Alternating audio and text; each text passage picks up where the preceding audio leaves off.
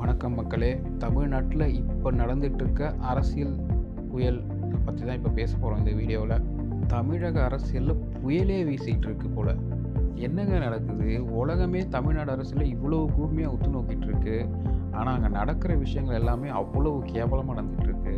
ஒரு மனுஷன் கஷ்டப்பட்டு ஜெயிச்சு 108 சீட்டு ப்ளஸ் 1.25 கோடி ஜனங்களோட ஓட்டு இதெல்லாம் தாண்டி நீங்கள் கொடுத்த அத்தனை பிரச்சனைகளையும் சமாளித்து ஒரு சிங்கிள் லார்ஜஸ்ட் பார்ட்டியாக வந்திருக்காரு. அவரை ஆட்சியில் உட்கார விடாமல் ஏன் இவ்வளோ பேர் சஜஸ்ட் பண்ணுறீங்க? அது ஒன்றிய அரசாக இருக்கட்டும், இல்லை இங்கே இருக்கிற லோக்கல் கட்சிகளாக இருக்கட்டும், யார் மேலே தப்பு சொல்கிறதெல்லாம் தாண்டி எல்லாருமே சேர்ந்து ஒரு மனுஷனை எதிர்க்கிற மாதிரி தெரியுது. கவர்னர்லேருந்து இங்கே இருக்கிற லோக்கல் கட்சியிலேருந்து சென்ட்ரலில் இருக்கிற கவர்மெண்ட்லேருந்து அத்தனை பேரும் எதிரே பார்க்க முடியாத மாதிரி ஒரு காய் நகர்த்துறீங்க. எனக்கு புரியவே இல்லை. இப்போ சடனாக பார்த்தீங்கன்னா டிடிவி தினகரன் வந்து எங்களோட எம்எல்ஏ கொடுக்கவே இல்லை, ஆனால் ஒரு போலி கடிதம் கொடுத்தோன்னு ஒரு குதிரை பேரன்ற விஷயத்தை வந்து எஸ்டாப்ளிஷ் பண்ண ட்ரை பண்ணுறாரு. அந்த ஆளை பார்த்தா அவர் 6:30 மணிலேருந்து அவரை வந்து நெருங்கவே முடியலன்னாங்க. ஒரு 15 நிமிஷத்தில் பார்த்தா அவரை கூப்பிட்டுட்டு கவர்னர் மாளிகைக்குள்ளே போயிட்டு இவர் வந்து கொடுக்கவே இல்லைன்னு ப்ரூவ் பண்ண ட்ரை பண்ணுறாரு. என்ன பண்ண ட்ரை பண்ணுறீங்க? எனக்கு புரியவே மாட்டேங்குது. அதாவது தாவேக்கா தலைவர் தாவேக்கா வந்து இந்த மாதிரி வந்து ஒரு குதிரை பேரம் நடத்துகிறாங்க அப்படின்ற ஒரு பொய்யான கட்டமைப்பை வந்து நீங்கள் எஸ்டாப்ளிஷ் பண்ண ட்ரை பண்ணுறீங்களா? இதெல்லாம் ஏன் பண்ணுறீங்க? எதுக்கு பண்ணுறீங்க? உங்கள்கிட்ட இருக்கிறது ஒரு எம்எல்ஏ. அந்த ஒரு எம்எல்ஏட ஃபோர்ஜரி கையெழுத்து போட்டால் யாராவது ஆட்சி அமைக்கணும்னு நினைப்பாங்க? அதுவும் முதல்ல ஆட்சி அமைக்கிறார். அதுவும் தளபதி விஜய் வந்து ஒரு ஃபோர்ஜரி கையெழுத்து போட்டு ஒரு கடிதத்தை கொடுத்து ஆட்சி அமைக்கணும்னு யாராவது நினைப்பாங்களா? இதை மக்கள் நம்புவாங்கன்னு நீங்களாம் எதிர்பார்க்குறீங்களா? எனக்கு சுத்தமாக புரியவே இல்லை.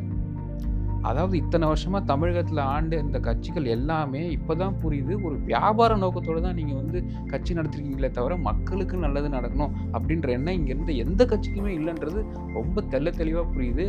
ஒன்று மட்டும் ஞாபகம் வச்சுக்கோங்க, மக்கள் பார்த்துக்கிட்டே இருக்காங்க, ஆனால் ரொம்ப நாள் சும்மா இருக்க மாட்டாங்க. மக்களுக்கு எல்லாமே இப்போ தெரியுது, முன்னாடி மாதிரி இல்லை. எல்லாமே தெரியுது மக்களுக்கு. யார் சூழ்ச்சி பண்ணுறா, யாருனால கவர்னர் இப்படி நடந்துக்கிறாரு, ஏன் இந்த மாதிரி வந்து அவர் ஆட்சி அமைக்க கூப்பிட மாட்டேங்கிறாங்க, எல்லா விஷயமே மக்களுக்கு சாதாரண மக்களுக்கு கூட இப்போ ரொம்ப தெளிவாக புரியுது. சோஷியல் மீடியாவோட காலம், என்ன தவறு நடந்தாலும் மக்கள் ஈஸியாக கண்டுபிடிச்சிடுறாங்க. ஆனால் ஒரே ஒரு விஷயம், இதை மாதிரி பண்ணிக்கிட்டே இருந்தீங்கன்னா ரீஎலெக்ஷன் ஒரு டிமாண்டு வரும். அப்படி ஒரு ரீஎலெக்ஷன் டிமாண்டு வந்துச்சுன்னா தளபதி திரும்ப நின்னார்னா எழுதி வச்சுக்கோங்க, 200 சீட்டு குறையாமல் வாங்குவார். இப்போ இருக்கிற எம்எல்ஏ சீட்டு கூட உங்களுக்கு கிடைக்காது, டெபாசிட் கூட இருக்காது. அடுத்த 25 வருஷத்துக்கு தளபதி தான் சிஎம். அதை மாற்றவே முடியாது. தமிழக மக்கள் அப்படியே கொதிச்சு போயிருக்கிறாங்க. இப்போ இந்த தேர்தலில் திமுகக்கோ அதிமுக ஓட்டு போட்டவங்களாம் கூட கேள்வி கேட்குறாங்க. இந்த மனுஷன் தான் ஜெயிச்சு வந்துட்டாரே, விடுங்க ஆட்சி பண்ணட்டும், அவர் என்ன பண்ணுறாருன்னு பார்க்கலாம், ஏன் அதுக்கு கூட நீங்கள் இவ்வளோ முட்டுக்கட்ட போடுறீங்கன்னு அவங்களே கேட்குற அளவுக்கு வந்து இப்போ நிலைமை வந்து மாறிடுச்சு. ஒரு மனுஷன் 3 தடவை கவர்னரை போய் பார்க்குறாரு. அந்த ஒரு 4 நாள் 3 நாள் ஒரு அரை மணி நேரம் 1/4 மணி நேரத்துக்குள்ளே களம் மாறிக்கிட்டே இருக்குது. எனக்கு புரியவே இல்லை. முதல்ல வந்து கம்யூனிஸ்ட் அவங்கள்ட்ட வந்து சப்போர்ட் கொடுத்தாங்க. அப்புறம் வந்து விசிகே வந்து அதையே ஃபாலோ பண்ணுவார்னு அவங்க கன்ஃபார்ம் பண்ணுறாங்க. நேற்று திருமாவளவன் சொல்கிறாரு, அவங்க என்ன முடிவு எடுக்கிறாங்களோ அதை எப்படி நானே போவேன்றாரு. ஆனால் இன்றைக்கி பார்த்தா அதுக்கான எந்த ஒரு அறிகுறியுமே தெரியல. திடீர்னு வந்து திரு வன்னியரசு அவர்கள் வந்து களம் மாறுது, அதாவது திருமாவின் காலம், ஆட்சியிலும் பங்கு அதிகாரத்திலும் பங்குன்னு விட்டு போடுறாரு. ஆனால் பார்த்தா அதுக்கான எந்த ஆதரவான ஓப்பன் ஸ்டேட்மெண்ட் எதுவுமே கொடுக்க மாட்டேங்கிறீங்க. ஆனால் டிமாண்ட்ஸ் நிறைய வைக்கிறீங்க. டிமாண்ட்ஸ் எல்லாம் வச்சு முடிச்சுட்டு திருப்பி போய் மு.க. ஸ்டாலின் வீட்டில் போய் உட்காந்துருக்கீங்க. எனக்கு புரியவே மாட்டேங்குது. நீங்கள் ஒரு பக்கம் டிமாண்டும் வைக்கிறீங்க, இன்னொரு பக்கம் ஸ்டாலின் கிட்ட போய் பேசுகிறீங்க. உங்களை எப்படி நம்ப முடியும்? எனக்கு அதுவும் புரியல. ரெண்டாவது ஐயுஎம்எல், அவங்க ஃபஸ்ட்டு ஒரு கடிதம் கொடுக்குறாங்க. அந்த கடிதம் கொடுத்து தாவேக்கா தலைவர் வந்து ஆளுநரை போய் சந்திச்சுட்டு திருப்பி வந்த அடுத்த செகண்டே வந்து ஒரு யூட்டர்ன் அடிக்கிறாங்க. அது தாவேக்காக்கான ஆதரவு இல்லை. ஏன் இந்த மாதிரி பண்ணுறீங்க? இல்லைன்னா இல்லைன்னு சொல்லிவிடுங்க, இல்லை இருக்குன்னு சொல்லுங்கள். அதை விட்டுட்டு கொடுக்குற மாதிரி ஒரு பிம்பத்தை க்ரியேட் பண்ணுறீங்க. அதுக்கப்புறம் அது ஒரு ட்வீட் போடுறீங்க, அப்புறம் வந்து திருப்பி யூட்டர்ன் பண்ணுறீங்க. இதெல்லாம் உங்களுக்கே கேவலமாக தெரியலையா?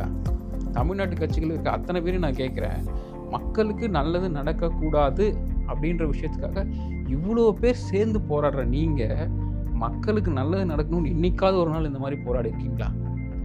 இதை மக்களுக்கு வந்து கவனிக்காமல் இருக்காங்கன்னு நீங்கள் நினைக்கிறீங்களா?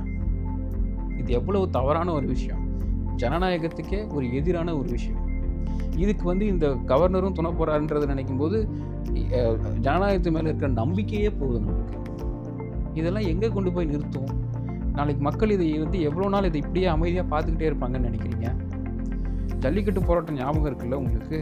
அந்த மாதிரி ஒரு இன்னொரு போராட்டத்துக்கு மக்கள் தயாராவதற்கான அத்தனை சாத்தியங்களும் இருக்குது. தயவு செஞ்சு இந்த மாதிரி பண்ணாதீங்க. இது நல்லதில்லை, மக்களுக்கும் நல்லதில்லை, தமிழ்நாட்டுக்கும் நல்லதில்லை. அவர் வரட்டும், ஆட்சி செய்யட்டும், குறை இருந்தால் கண்டிப்பாக தட்டி கேட்கலாம், அதில் எந்த தப்புமே இல்லை. ஆனால் அவரை உட்காரவே வைக்கக்கூடாதுன்னு நீங்கள் இவ்வளவு கங்கணம் கட்டிட்டு பண்ணுற ஒவ்வொரு விஷயமும் உங்களுக்கு தான் பேக் ஃபயர் ஆகும். அதற்கான ஒரு சிறந்த உதாரணம் இந்த தேர்தலே நடந்துச்சு. நாம் தமிழர் டெபாசிட் எழுந்துச்சு. அதுக்கு ஒரே காரணம், அவங்க பேச வேண்டிய அரசியலை பேசாமல் தளபதியை தாக்கி பேசி ஒரு வெறுப்பு அரசியலை அவங்க பண்ணாங்க. அதனால தான் இன்றைக்கி வந்து 8% இருந்த கட்சி 3.25 4%க்கு வந்து நிற்கிது. நாம் தமிழர் கட்சியோட தலைவர் சீமானே டெபாசிட் இழந்தார். இதே நிலைமை தான் மற்ற கட்சிகளுக்கும் நடக்கும். இதை கண்டினியூ பண்ணாதீங்க. தயவு செஞ்சு அவர் ஆட்சியில் உட்கார வைக்க என்ன பண்ணணுமோ அதை மட்டும் பண்ணுங்கள். 1 சீட் 2 சீட் அவர் வந்து இப்போ வந்து உங்ககிட்ட திரும்ப கேட்குறதால அவரை தப்பாக இட போட்டுறாதீங்க. மக்கள் வந்து இதை வந்து வேறு மாதிரி முடிவு பண்ணி எதுவுமே வேண்டாம், ரீஎலெக்ஷன் வேணும் அப்படின்னு டிமாண்ட் பண்ணி வாங்கினாங்கன்னா டெபாசிட் கண்டிப்பாக கிடைக்காது உங்கள் யாருக்குமே. ஆனால் திருமாவளவன் பண்ணுற இந்த ஒரு இப்போ அவர் நடந்துக்கிற அந்த ஒரு விஷயத்தில் இந்த மக்கள் மறக்கவே மாட்டாங்க. இப்போவே நீங்கள் 2 சீட்டு தான் ஜெயிச்சிருக்கீங்க. அடுத்த தேர்தலில் அந்த டெபாசிட் கூட உங்களுக்கு கிடைக்காது. பட்டியலின மக்களில் அத்தனை பேர் வந்து எம்எல்ஏ ஆக்கியிருக்காரு தளபதி. இனவாத அரசியல் பண்ணுற நீங்கள் அது சப்போர்ட் பண்ண மாட்டீங்க. உங்கள் இனத்துக்கான நல்லது நடக்கிறதையும் நீங்கள் தடுக்கிறீங்க. அப்போ இவ்வளோ நாள் நீங்கள் பேசின அரசியல் ஒரு வியாபார அரசியல். இன்றைக்கி தமிழ்நாட்டில் இருக்கிற அத்தனை கட்சிகளோட முகத்திரையும் கிழியுது. ஆட்சிக்கு வரத்துக்கு முன்னாடியே கிழியுது. இதை மக்கள் கண்டிப்பாக பார்த்துக்கிட்டு தான் இருக்காங்க. இதற்கான விளைவுகள் படுமோசமாக இருக்கும். தயவு செஞ்சு இந்த போக்கு நீங்கள் வந்து தொடர்ந்து இதையே கடைபிடிக்க வேண்டாம். அவர் ஆட்சியில் உட்கார வைங்க. அவர் வந்து பண்ணட்டும், அதுக்கப்புறம் கேள்வி கேளுங்க. இதே மாதிரி அப்டேட்டை நான் உடனுக்குடன் உங்களுக்கு கொடுத்துக்கிட்டே இருக்கேன். தயவு செஞ்சு இந்த வீடியோவை சப்ஸ்கிரைப் பண்ணிக்கோங்க. நோட்டிஃபிகேஷன் பெல் பட்டனை அழுத்திடுங்க. நன்றி.